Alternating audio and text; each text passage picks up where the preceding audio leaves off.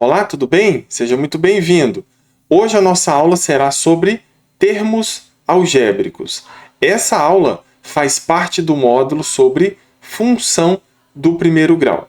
Para você que está chegando agora, seja muito bem-vindo e seja muito bem-vinda. Aqui na descrição do vídeo você pode pegar o acesso a esse curso totalmente gratuito. Se você está gostando desse curso, deixa o teu like, porque isso é muito importante. E também é importante para mostrar para o YouTube que nós estamos construindo um conteúdo muito bom, um conteúdo relevante. Então, antes de iniciar a nossa aula sobre termos algébricos, eu quero fazer uma revisão bem rápida sobre a adição e subtração de números inteiros, ok? Então vamos lá, eu vou compartilhar a tela para a gente iniciar a nossa aula. Muito bem, então vamos iniciar o nosso módulo função do primeiro grau, e aí hoje nós vamos falar um pouco sobre termos algébricos. Basicamente eu vou apresentar para vocês os termos algébricos. Só que, como eu falei, antes de iniciar, nós vamos falar um pouco sobre adição e subtração com números inteiros, relembrando, na verdade. E aí eu começo com esse símbolo. Esse símbolo é o símbolo que representa o conjunto dos números inteiros. E o que caracteriza o conjunto dos números inteiros? Significa que, até agora, nós estudamos os números naturais. Então, são os números positivos, 1, 2, 3, 4, 5 e assim por diante, e o zero, não é verdade? Então, o conjunto dos números naturais contém o zero, 1, 2, 3 e os positivos, infinitamente. Agora, no conjunto dos números inteiros, nós vamos apresentar os números negativos. São os inteiros, só que eles são negativos. Então, o que eu vou fazer aqui? Só para relembrar, lá no conjunto dos números naturais, o símbolo que representa é esse. É o N, com uma barra vertical aqui, porque isso indica que é o conjunto dos números naturais. Agora, se eu tenho o conjunto dos números inteiros, então eu também coloco um Z e coloco uma barra aqui para mostrar que eu não estou mencionando a letra Z. Eu estou falando do conjunto dos números inteiros. Então, matematicamente, é assim que a gente representa. Então, eu vou abrir aqui chaves. Então, lembra que eu falei que o conjunto dos números naturais ele é infinito para o lado direito, não é verdade? Para o lado positivo. Mas agora nós estamos lidando com os negativos também. E aqui ele é infinito também para o lado negativo. Então eu vou colocar 3 pontos aqui para indicar que ele é negativo infinito, não é verdade? E aí eu vou colocar alguns números negativos. O menos 3, o menos 2 e o menos 1.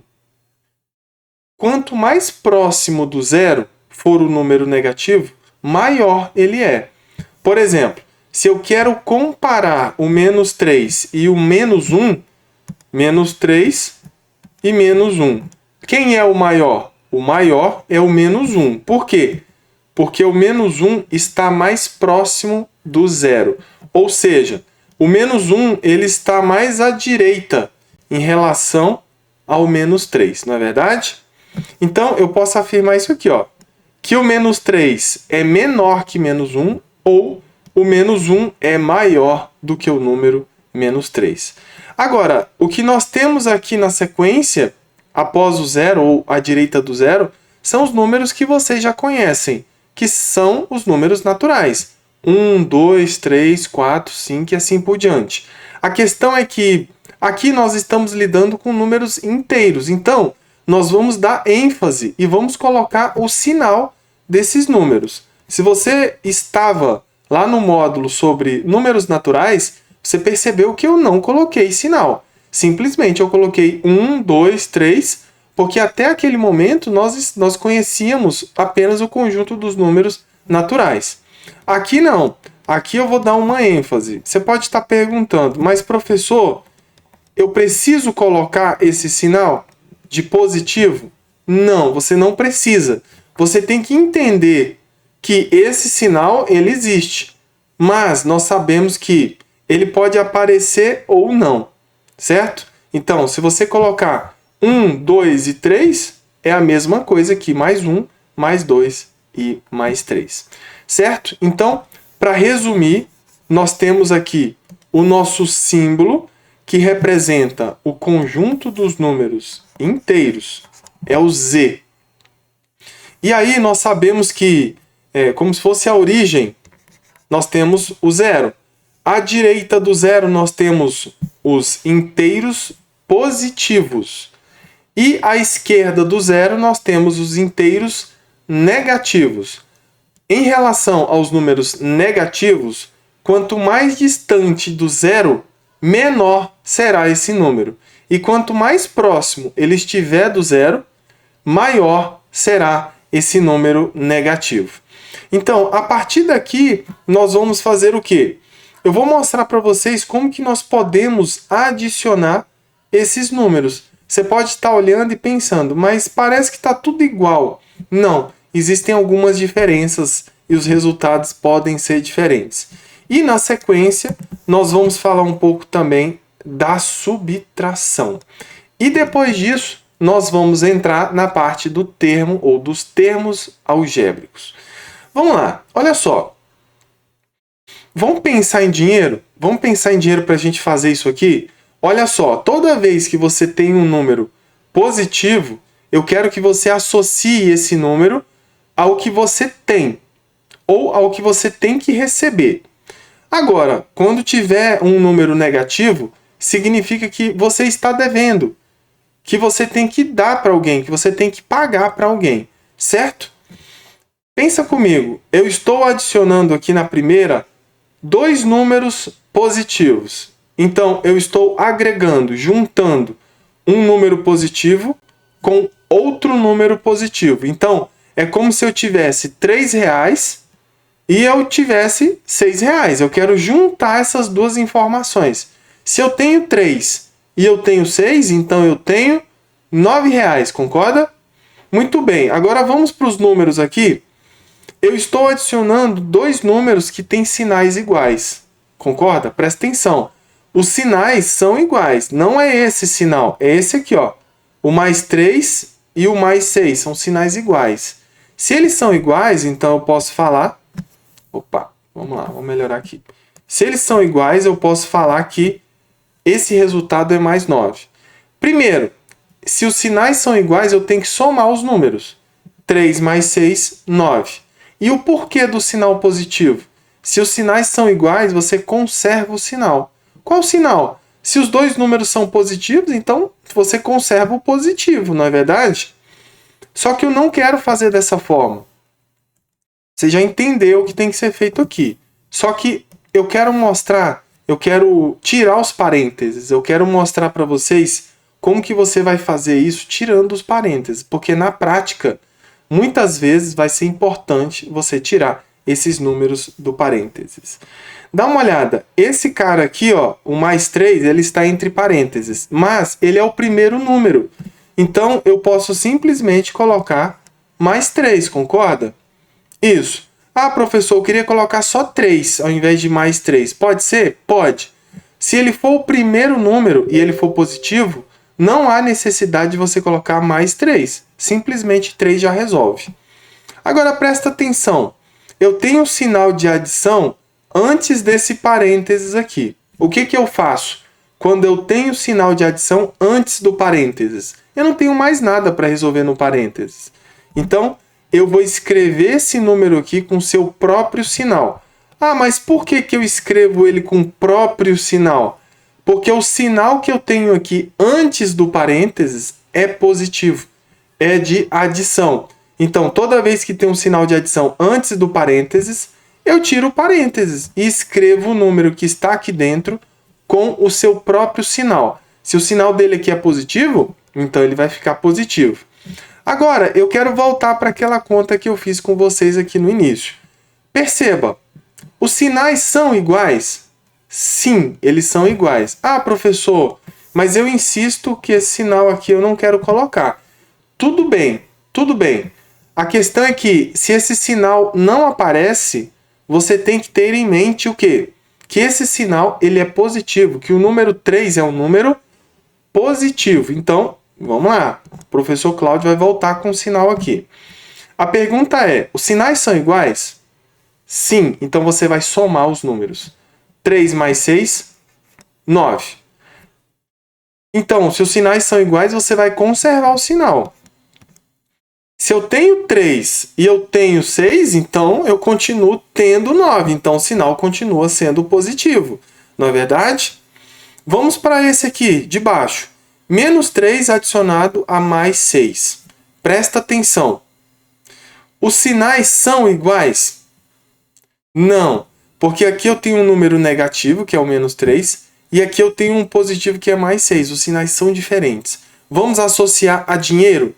Olha só, eu estou devendo 3, porque se o número é negativo, eu estou devendo 3. Mas eu tenho 6, eu quero agregar. Agregar significa que eu quero juntar, eu quero somar. Eu quero somar essa minha dívida de R$3 com essa parte que eu tenho, que é R$6. Você percebe que eu não posso adicionar? Aqui em cima nós adicionamos. Por quê?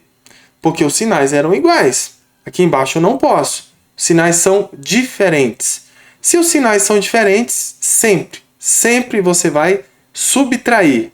Ah, mas eu subtraio como? O maior menos o menor. Quanto que é 6 menos 3?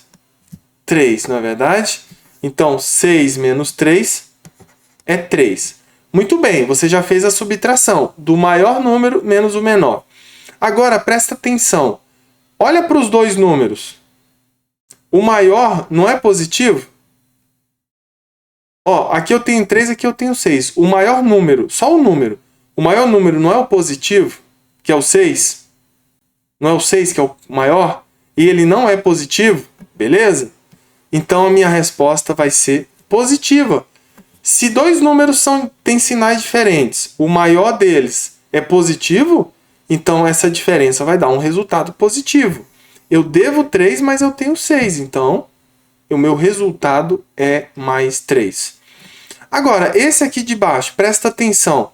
Eu tenho uma adição novamente, só que os dois números são negativos. E aí?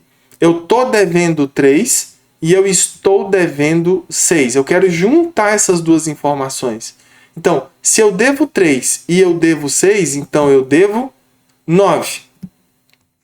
Tudo bem?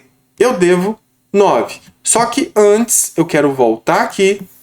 Vamos lá, quero voltar aqui em cima. E quero tirar esses parênteses aqui. Ah, professor, aqui é negativo.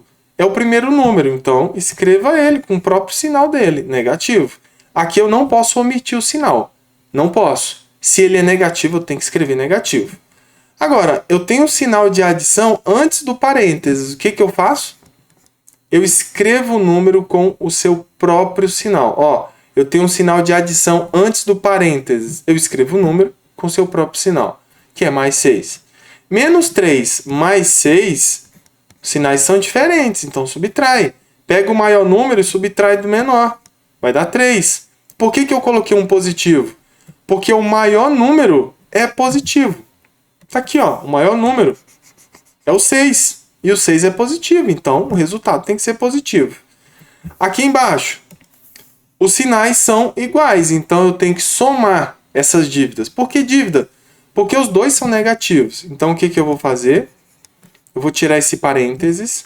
Eu tenho, presta atenção, eu tenho um sinal de adição antes do parênteses. O que eu faço?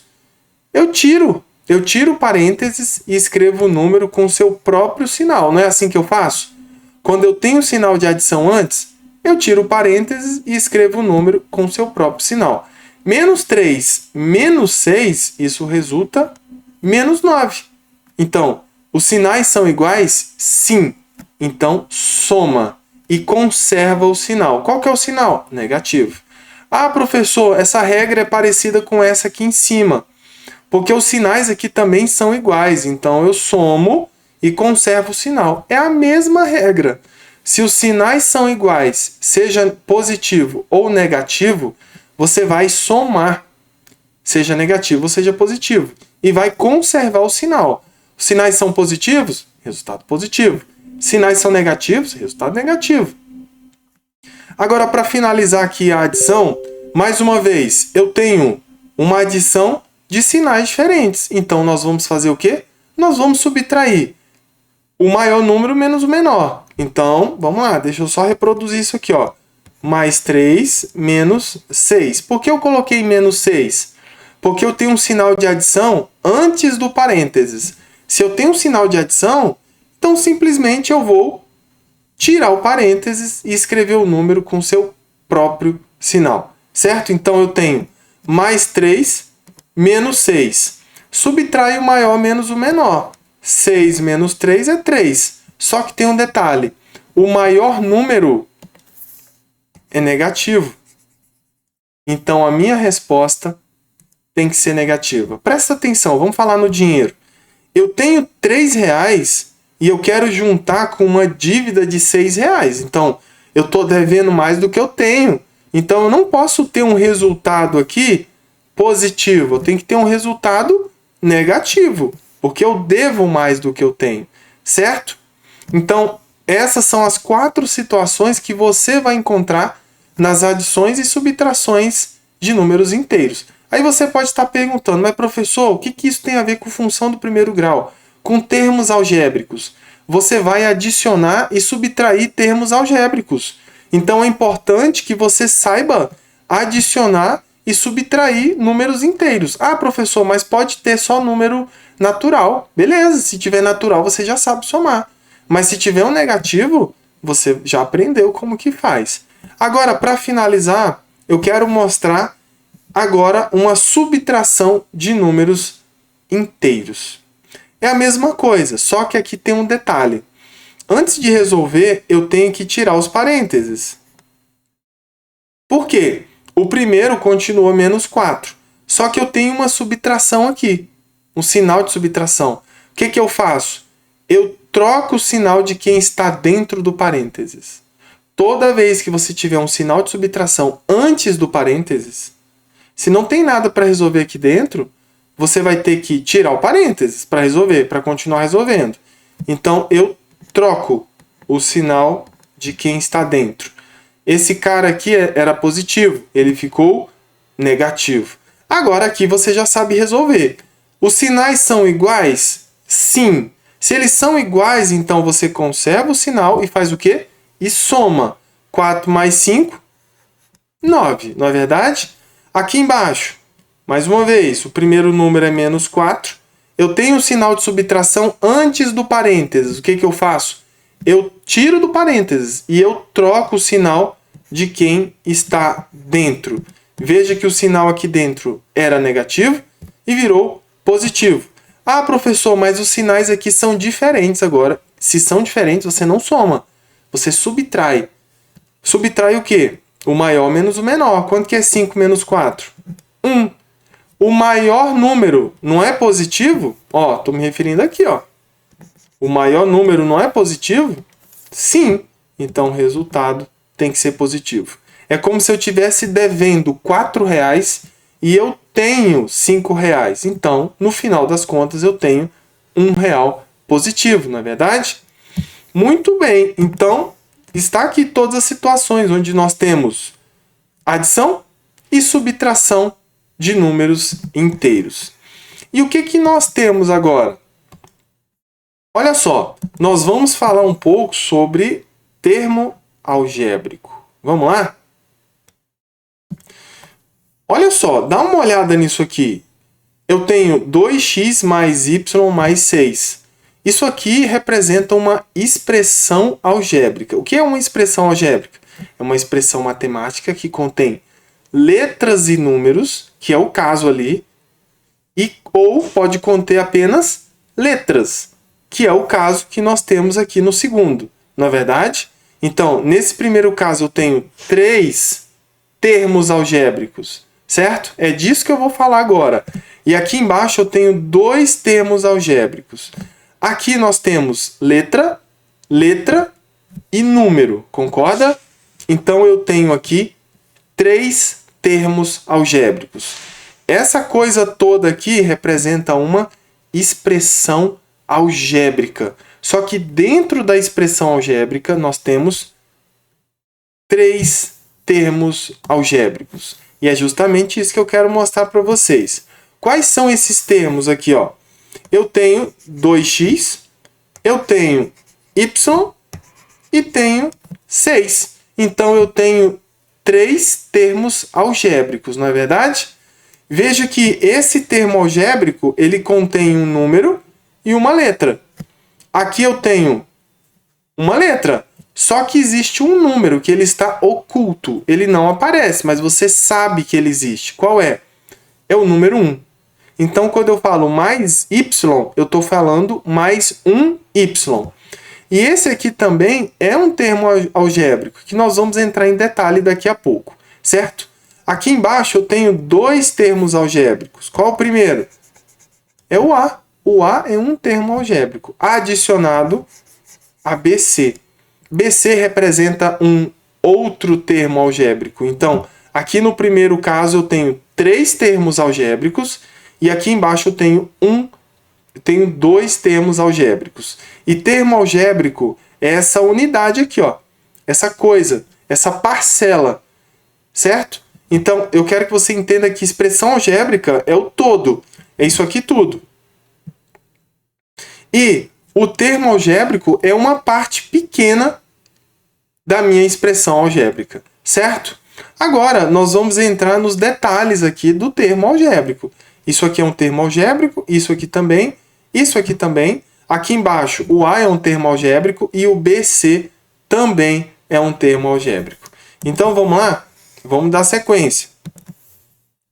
O que eu tenho aqui para vocês? Que um termo algébrico é formado por 2 partes. Vamos lá. O termo algébrico é formado por 2 partes. Não vamos confundir expressão algébrica com termo algébrico. Expressão algébrica é o todo. E um termo algébrico é uma parte desse todo. Ok? Então, um termo algébrico é formado por 2 partes. Quais são essas partes? Eu tenho um coeficiente e tenho uma parte literal. E é justamente isso que nós vamos ver agora. Olha só, olha a situação que eu tenho aqui para vocês. Eu tenho o 16x isoladamente. O 16x é uma expressão algébrica? Sim, é uma expressão algébrica. Olha só, o 16x é uma expressão algébrica. Mas, como ele é formado só por um termo, então o 16x também é um termo algébrico. Agora, eu poderia adicionar mais 3 aqui. 16x mais 3 é uma expressão algébrica? Sim, mas nesse caso nós temos 2 termos algébricos. Percebe a diferença? Aqui é uma expressão algébrica que contém 2 termos algébricos. Lógico, nós estamos falando aqui apenas do 16x. E o 16x é uma expressão algébrica, mas também é um termo algébrico. E o que nós queremos aqui? Olha só. Esse 16x possui um coeficiente e possui uma parte literal. Vamos lá, vou explicar para você. O coeficiente de um termo algébrico é o número que está multiplicando o termo, que está multiplicando a letra, certo? Então, o coeficiente aqui será o número 16. E na prática, o 16 indica o quê? Quantas vezes eu tenho esse meu termo algébrico? O x eu tenho 16 vezes. Agora, qual é a parte literal? A parte literal é a letra. Então, a parte literal é x e o coeficiente é o número que multiplica o x. E é importante que você entenda que 16x é 16 vezes x, certo? Então, essa é o meu coeficiente. Opa, deixa eu mudar isso aqui, senão vai confundir. O 16 é o meu coeficiente e a letra é a parte literal, certo? Então, bora lá. Vamos para o próximo caso aqui. Deixa eu subir logo isso aqui. Beleza. Eu tenho menos 3x² y. Menos 3x² y. É um termo algébrico? Sim, é um termo algébrico. Ele pode fazer parte de uma expressão algébrica? Sim. E ele também, sozinho, é uma expressão algébrica. Qual é o coeficiente dele? Lembre-se, o coeficiente é o número que está multiplicando as letras. No caso, é o menos 3. E qual é a parte literal? A parte literal são todas as letras desse termo algébrico, que no caso é x² y. Então, a parte literal são as letras. E o coeficiente é o número que multiplica essas letras. Agora, dá uma olhada nessa parte aqui, ó.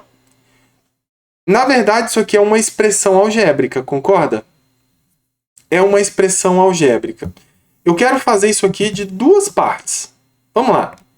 Eu vou fazer a primeira parte e vou apagar, e depois eu vou fazer com a parte que me interessa.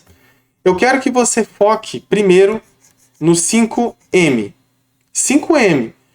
O 5m é um termo algébrico. O 5m menos 3 é uma expressão algébrica, certo? Eu quero falar só do 5m por enquanto. Qual é o coeficiente do 5m? É o 5. É o número que multiplica a letra. Que letra? O m. O m é a parte literal, certo? Muito bem. Então, isso você já entendeu perfeitamente. Porque você já fez aqui um primeiro caso, um segundo caso, e está analisando aqui um terceiro caso. O que mudou nos 3 casos? Mudou que os números mudaram, lógico. Eu tinha 16, depois menos 3, depois 5. E as letras. Aqui eu tinha x, aqui x² y, e aqui eu tenho m. Mas tá aqui, ó, é a mesma estrutura. Um coeficiente e uma parte literal. Mas não é isso que eu quero falar com vocês. Eu quero falar sobre o menos 3. Veja que o menos 3, ele faz parte dessa expressão algébrica, concorda? Ele faz parte. Essa expressão algébrica possui 2 termos algébricos, que é o 5m e o menos 3. Certo. Agora eu quero falar sobre o coeficiente, a parte literal desse termo algébrico. Ele é um pouco diferente, ele é especial. Por quê? Porque o coeficiente dele é o número. Não temos dúvida sobre isso, né? Que o coeficiente aqui é o menos 3. Agora, qual é a parte literal? Qual é a parte literal dele? Nós vamos falar que não existe. Certo? A parte literal não existe. Por quê? Cadê a letra que multiplica o menos 3? Não tem. Certo? Mas eu não posso fazer bullying com ele, tá? Ele tá ali junto da expressão. Ó. Isso aqui tudo é uma expressão algébrica. Não é verdade? É uma expressão algébrica. Eu não posso te dizer que o menos 3 não é um termo algébrico. Ele é, sim, um termo algébrico. Ele só não tem uma parte literal, que é um número, que é a letra, não é verdade? Ele tem um coeficiente, certo? Então fique atento a isso. Esse cara aqui não tem parte literal, ele tem coeficiente, certo? Então, pessoal, é isso que nós temos para a nossa aula de hoje. Agora, eu vou passar uma atividade para vocês envolvendo termos algébricos. E também eu vou passar uma atividade envolvendo adição e subtração de números inteiros. Um abraço e até a próxima aula.